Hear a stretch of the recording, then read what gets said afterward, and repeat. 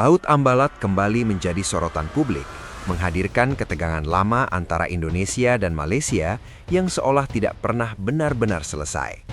Wilayah laut yang berada di kawasan strategis ini bukan sekadar hamparan perairan biasa, melainkan ruang geopolitik yang syarat dengan kepentingan ekonomi, hukum, dan kedaulatan negara.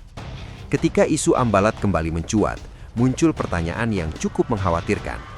Apakah konflik ini berpotensi berkembang menjadi konfrontasi militer terbuka antara dua negara bertetangga tersebut? Untuk memahami kompleksitas persoalan ini, kita perlu menelusuri akar masalahnya secara lebih mendalam. Salah satu titik awal yang krusial terletak di Pulau Sebatik, sebuah pulau yang secara unik terbagi antara wilayah Indonesia dan Malaysia. Di pulau ini, garis batas darat antara kedua negara telah disepakati secara jelas. Namun, persoalan muncul ketika garis batas tersebut mencapai garis pantai. Tidak ada kesepakatan yang tegas mengenai bagaimana batas itu dilanjutkan ke wilayah laut. Kekosongan hukum inilah yang kemudian membuka ruang bagi interpretasi yang berbeda dari masing-masing negara. Indonesia berpendapat bahwa batas tersebut seharusnya ditarik lurus ke arah timur dari titik akhir di daratan. Pendekatan ini dianggap sebagai kelanjutan logis dari garis batas yang sudah ada. Di sisi lain, Malaysia memiliki pandangan yang berbeda. Pada tahun 1979, Malaysia merilis peta resmi yang menunjukkan klaim batas lautnya dengan garis yang melengkung ke arah selatan, mencakup sebagian wilayah yang oleh Indonesia dianggap sebagai bagian dari Ambalat. Perbedaan interpretasi ini bukan hanya persoalan teknis pemetaan, melainkan menyangkut legitimasi klaim kedaulatan yang masing-masing didasarkan pada argumentasi hukum dan historis. Ketegangan semakin meningkat ketika diketahui bahwa wilayah Ambalat menyimpan potensi sumber daya alam yang sangat besar, khususnya minyak dan gas bumi. Potensi ini menjadikan kawasan tersebut sebagai objek kepentingan strategis yang bernilai tinggi. Pada tahun 1999, Indonesia menetapkan Blok Ambalat sebagai wilayah eksplorasi migas, kemudian diikuti dengan penetapan Blok Ambalat Timur pada tahun 2004. Langkah ini menunjukkan keseriusan Indonesia dalam memanfaatkan potensi energi di kawasan tersebut. Namun Malaysia tidak tinggal diam. Pada tahun 2005, Malaysia menetapkan wilayah yang mereka klaim sebagai bagian dari blok migas mereka, yang kemudian dikelola oleh Petronas. Bahkan perusahaan ini sempat menggandeng Shell untuk melakukan eksplorasi di area tersebut. Situasi ini menciptakan tumpang tindih izin eksplorasi di satu wilayah yang sama, sebuah kondisi yang sangat rentan terhadap konflik.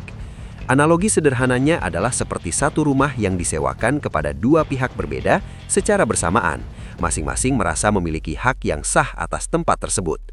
Puncak ketegangan terjadi pada tahun 2005, ketika kapal perang Indonesia dan Malaysia saling berhadapan di perairan Ambalat. Situasi saat itu sangat genting.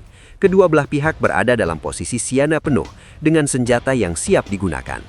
Dalam kondisi seperti itu, satu kesalahan kecil saja dapat memicu konflik bersenjata yang lebih luas. Namun yang patut dicatat adalah kedua negara menunjukkan sikap menahan diri.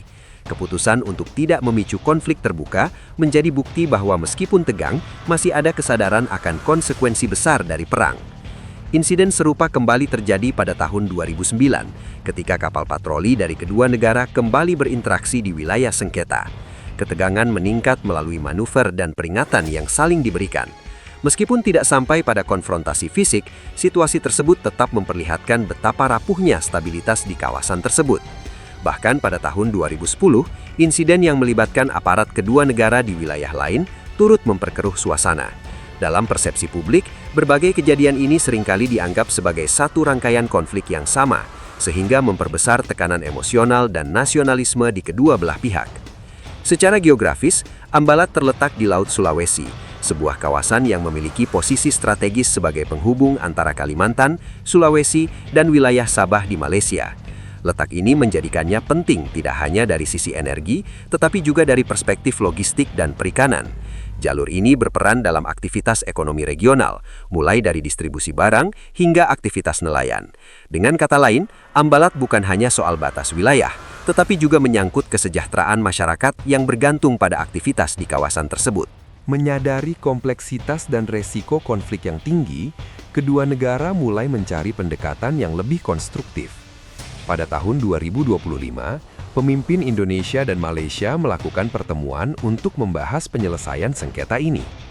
Salah satu opsi yang mencuat adalah konsep joint development atau pengelolaan bersama.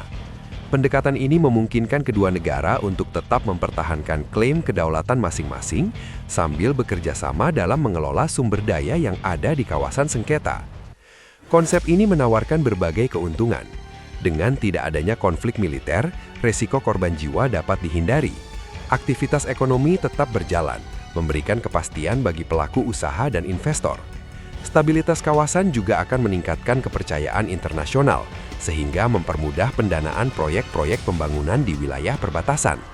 Selain itu, biaya logistik dan premi asuransi dapat ditekan, yang pada akhirnya memberikan dampak positif bagi perekonomian secara keseluruhan. Sebaliknya, jika jalur non-damai yang dipilih, konsekuensinya akan sangat besar. Konflik bersenjata tidak hanya menimbulkan korban jiwa, tetapi juga menghancurkan aktivitas ekonomi. Nelayan tidak dapat melaut, pelabuhan terpaksa ditutup, dan perdagangan terganggu. Dampaknya tidak hanya dirasakan oleh kedua negara, tetapi juga berpotensi memengaruhi stabilitas kawasan Asia Tenggara secara lebih luas. ASEAN sebagai organisasi regional dapat mengalami tekanan serius jika dua anggotanya terlibat konflik terbuka. Lebih jauh lagi, konflik semacam ini berpotensi menarik perhatian dan keterlibatan negara-negara besar yang dapat memperrumit situasi menjadi konflik geopolitik yang lebih luas. Dalam sejarah, perang jarang memberikan solusi yang benar-benar tuntas. Sebaliknya, konflik seringkali meninggalkan luka panjang yang sulit disembuhkan. Selain jalur diplomasi, terdapat pula opsi penyelesaian melalui arbitrase atau pengadilan internasional. Namun, jalur ini memiliki tantangan tersendiri. Prosesnya cenderung panjang, memerlukan biaya besar, dan hasil akhirnya tidak selalu dapat diterima oleh kedua pihak. Oleh karena itu, keputusan untuk menempuh jalur ini harus dipertimbangkan secara matang.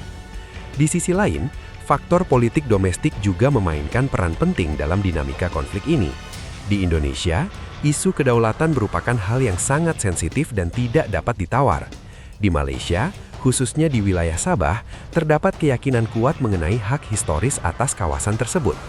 Kondisi ini membuat setiap langkah diplomasi harus dilakukan dengan sangat hati-hati karena dapat dengan mudah dimanfaatkan oleh pihak-pihak tertentu untuk kepentingan politik. Dalam situasi seperti ini, komunikasi publik menjadi sangat penting. Pemerintah perlu menjelaskan secara transparan mengenai proses yang sedang berlangsung, serta membedakan antara kerjasama sementara dengan pelepasan kedaulatan. Tanpa komunikasi yang baik, kesalahpahaman dapat dengan cepat berkembang menjadi tekanan publik yang justru mempersempit ruang diplomasi. Pada akhirnya, Ambalat dapat dipahami sebagai simbol dari hubungan kompleks antara dua negara yang memiliki kedekatan geografis, historis, dan budaya, namun juga dihadapkan pada kepentingan nasional yang berbeda. Kedua pihak memiliki argumentasi masing-masing yang dianggap benar dari sudut pandang mereka. Tantangannya adalah menemukan titik temu yang tidak hanya menguntungkan secara ekonomi, tetapi juga menjaga stabilitas dan perdamaian kawasan. Pertanyaannya kemudian kembali kepada kita semua sebagai bagian dari masyarakat yang lebih luas. Apakah konflik harus terus dipertahankan hingga mencapai titik akhir yang tidak pasti, atau justru perlu dicari jalan tengah yang memungkinkan kedua pihak memperoleh manfaat bersama? Jawaban atas pertanyaan ini tidak hanya menentukan masa depan Ambalat, tetapi juga mencerminkan bagaimana konflik internasional seharusnya diselesaikan di era modern yang semakin saling terhubung ini.